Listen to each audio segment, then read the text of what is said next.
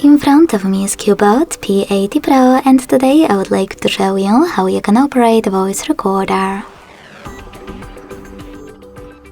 Begin by opening Recorder app.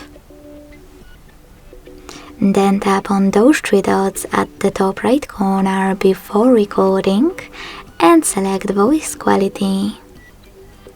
Now apply the best option for you by clicking on it. When you're ready, use this red button at the bottom left corner to start recording. You can pause it or unpause it using the same one. If you wish to end it and save it, click on this square on the right.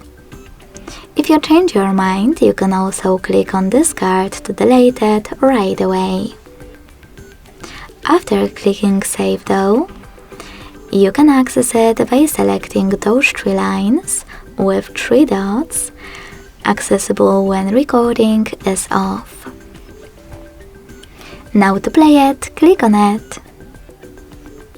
To go back to recording list, click on the same three lines.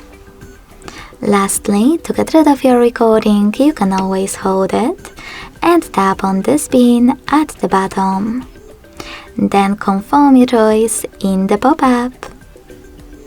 Thanks so much for watching. If you enjoyed this video, leave a like, comment and subscribe. Bye!